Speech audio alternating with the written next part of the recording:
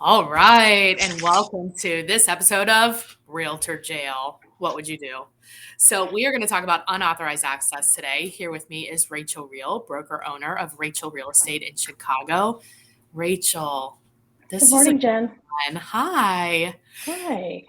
So, unauthorized access, what is it? What happened? Let's discuss. Right. I feel like we beat this one like a dead horse, but We it's should it's not the beat dead most horses. right. Well, it's the most violated article, at least Okay. right now. It's What been that is way the for quite some time. article? Can you So read it? Article 3 specifically states realtors shall cooperate with other brokers except when cooperation is not in the client's best interest. The Okay. obligation to cooperate does not include the obligation to share commissions, fees, or to otherwise compensate another broker. Okay. Standard of Practice 3-9 is realtors shall not provide access to listed property on terms other than those established by the owner or listing broker. Makes The sense. counterpart to that one is 1-16, which one is Article 1 specifically is just the kind of the catch-all. You have to be a fiduciary, you've got to be in the best interest of your clients, act accordingly. Yeah. 1-16 is realtors shall not access or use or permit or enable others to access or use listed or managed property on terms or conditions other than those authorized by the owner or seller. Makes sense. That one, right, and that one, a lot of people will throw them together or lump them together.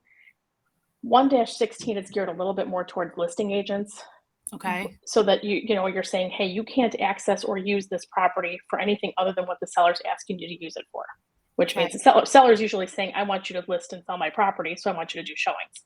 Does Right. not give the realtor the ability to take a vacant home, for instance, open it up, have a bachelorette party, and then walk out the door and lock it up.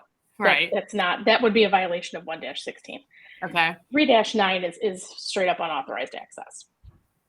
So, and most of the ones that we talk about are in fact unauthorized access. This one here is a little bit of the flip side of that.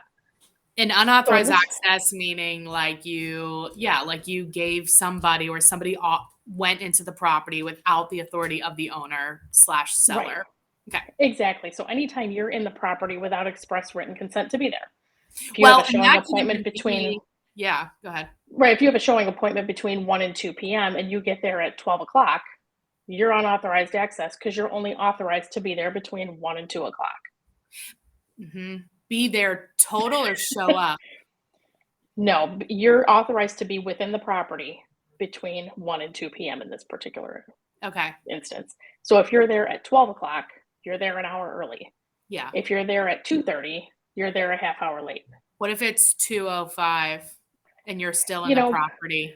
right, if I'm still in a property and I'm showing it and I'm authorized to be there between 1 and 2 and I'm still there because our clients are still looking around, asking questions, we're discussing things, I'm going to shoot the agent a text and just say, "Hey, my appointment was 1 to 2, we're still here. Please let me know if that's going to be a problem." 99.9% of the time it's It's not an fine. issue. It's all about Right. communication.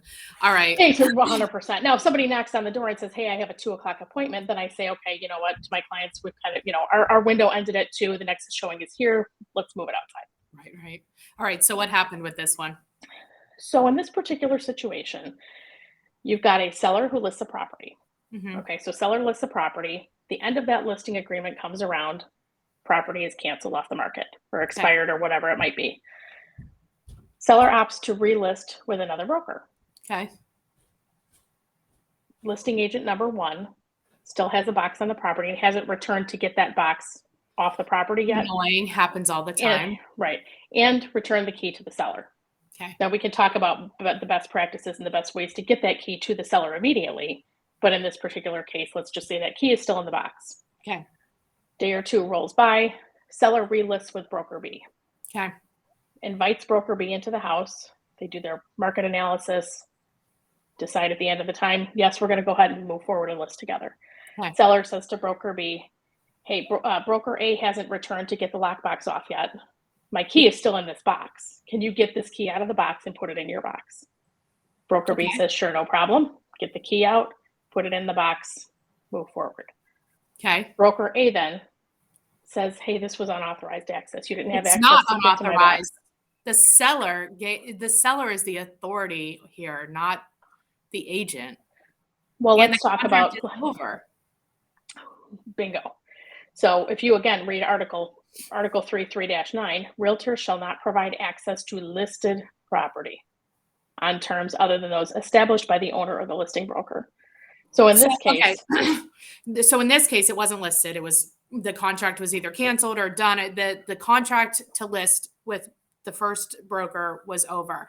But let's say in like our paperwork and our listing paperwork, it says that the authorization can be given to a cooperating broker, a dual agent, and you also have a place to check for sub-agents of the seller.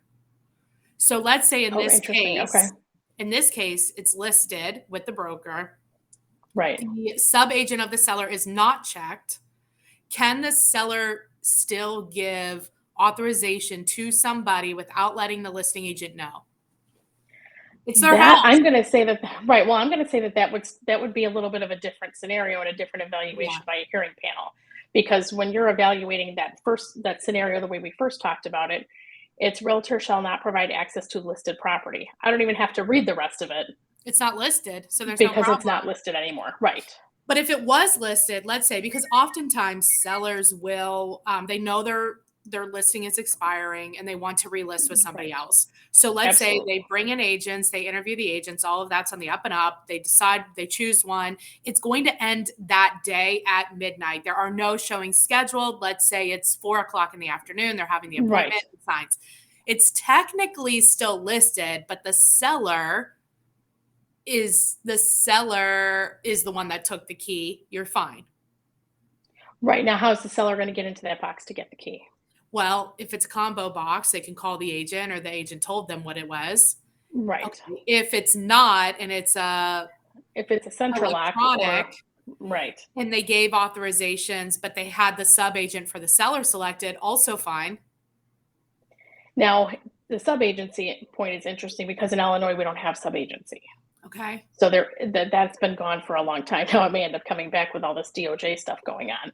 However, how would broker B know whether or not sub agency was checked on a listing agent's paperwork? They wouldn't know. They wouldn't know, right? And frankly, I'm going to argue that a seller wouldn't know either, or if they did know, they don't know what the hell that means. I would argue though that if I'm the owner of the property and I say it's okay, then it's okay. I would tend to agree with you, but I think in that particular circumstance, then broker B would be probably well advised to send a message to broker A and say, hey, I'm here. I'm going to be taking over the seller's opted to move forward with a new listing agreement with me. Your lockbox is still on.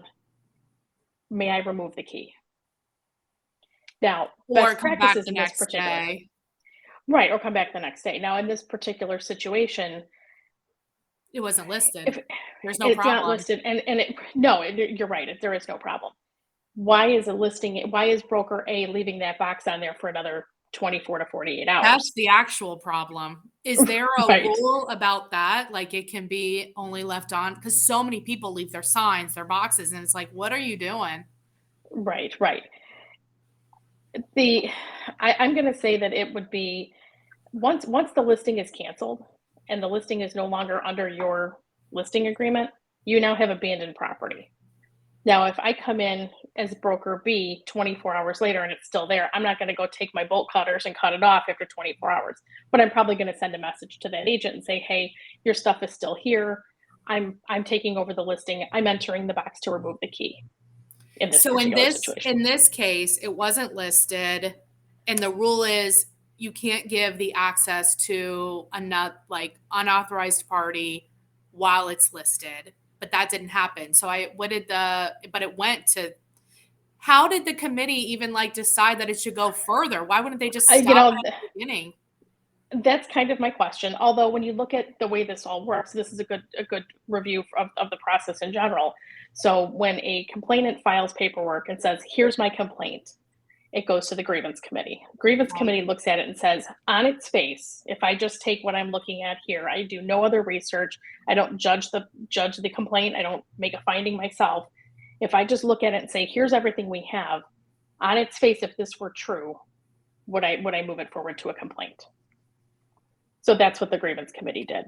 Although I would argue that when you say the listing expired this day Yeah, then and the no, I complaint is wouldn't. for the following day, I almost wondered myself why that would go forward. Well, it However, could it is be what it is. went forward because there's unauthorized access, you said, is like the number one most It's a violent. number one, right. So maybe they were like, this is Exactly. unauthorized access, let's move it forward. Moving forward, right. So what Right. happened? So there was no violation of Article 1-16 or 3-9 because the property was in fact no longer listed. The seller So what invited was it? broker B in, so there was no unauthorized access because the seller invited them in and the seller asked to have the key removed. Not an Um, issue. Not an do issue. you think that in some cases, when there's no violation, but somebody's been accused of the violation, that the accuser should have something, get in trouble? No, because I think a lot of it falls on the managing broker of the agent. And if an agent takes a complaint or facts of a complaint to their managing broker, the managing broker should be able to look at that and review it with the complainant, just like a panel would, and say, okay, here's the situation, and use it as a Right. training opportunity. So the Yeah, managing broker should absolutely know that this is not going to be something that's going to be found in violation because it wasn't listed it's not a anymore. problem.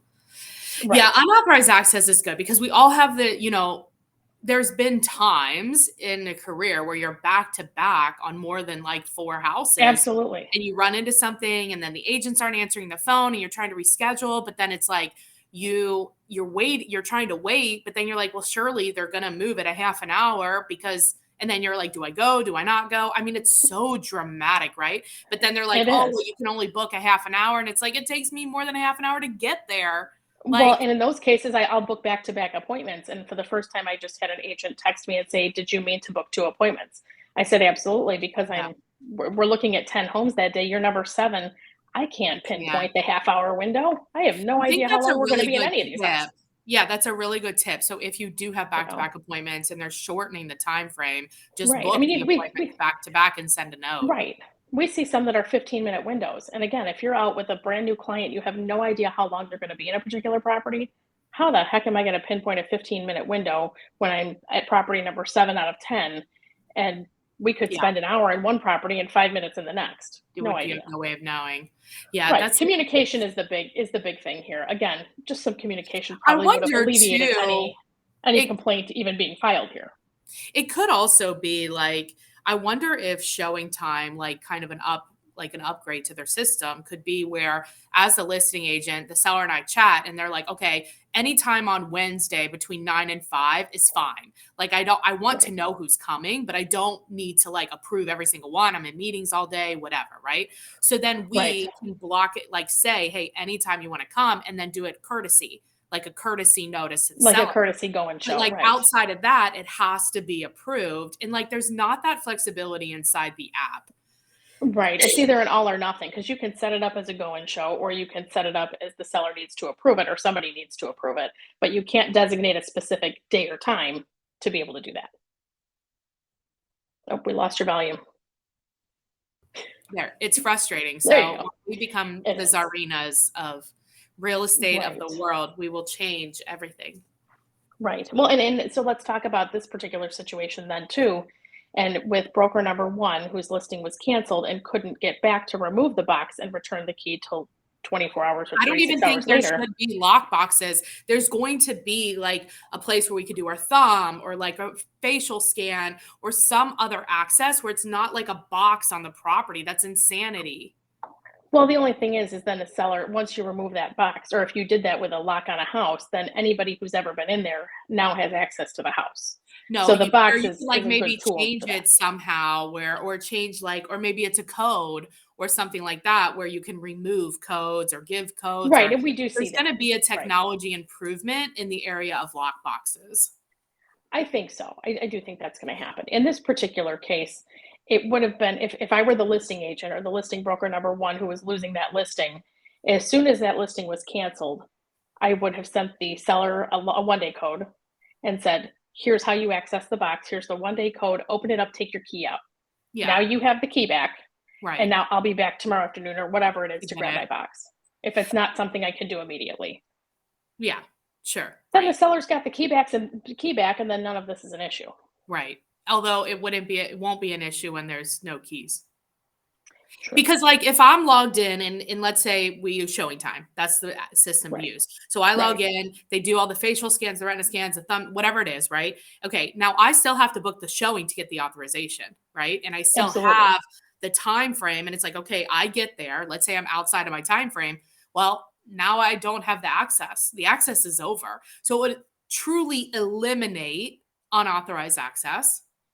I think that would be very hard for a seller to manage. I'm thinking about an elderly seller who would have to then be able to manipulate their own lock on their own property and their own home technology, which a lot of people still don't have. So that puts a lot of stress on an elderly seller who may not even have the technology, or if they Mhm. do, have to manually sit there and mess around Maybe. with that to be able to restrict access and all that stuff. So the Yeah, box is maybe. still a good thing, and at least we can track the box. I mean, when we have the box on ours, we use a central lock. As soon as that thing is open, I get a message on my phone that says, "Hey, someone has just entered your property." Right. So I know that if I have I mean, recently I had the same issue. I had a showing schedule between 1 and 2, and I get at 12:05, I get a ding on my phone and it says someone has entered your property. And I said, "Well, wait a Why? minute. Why are Yeah. you entering the property? You're not supposed to be there." They shouldn't even be allowed in if it's linked. Anyway, that Well, feels like a now whole you have contract. now you've got other layers of stuff that we have to be able to add on, when really the expectation should be, "Could you please follow directions? You Oh, have an appointment from 1 to 2. Could you please stick with that appointment from 1 to 2?" sometimes it's not possible, Rachel. Well, then make a phone call. Make the phone call. Answer your phone. I would have answered my phone happily. Sadly, I think I have a 10,000 contacts in this phone, because as soon as somebody schedules an appointment, I'll add a number in here so that if they call, I know who it is. That's So I know actually if a really someone good best practice too. Wow, good tips Right, today, Rachel Real. right. Well, and I'll even put the property address in there, and then when Nice. that property is off, then I can search by the address, delete all those contacts if I want to. But it is handy because I'll have an appraiser that I met 10 years ago that'll call, and I'll be like, "Oh, I met him at whatever house." Yeah, I It's love kinda it. nice. I mean, It's I like got a your whole little lot of contacts in CRM. there. It's Right, perfect. almost, Well, Rachel, almost. this was a good one today because you're right. Normally, Yes, unauthorized access truly is, and in this case, it it's a wasn't. violation, That was right, pretty exciting. right, right, it's interesting. If people have a referral for you in Chicago, what is the best way to get a hold of you? Best way to reach me is by cell phone at 630-542-8688. You can text there, or you can find me on Facebook at Rachael Real Estate, Instagram, LinkedIn, all the good places. Awesome. Thanks, Rachel. Thanks, Jen.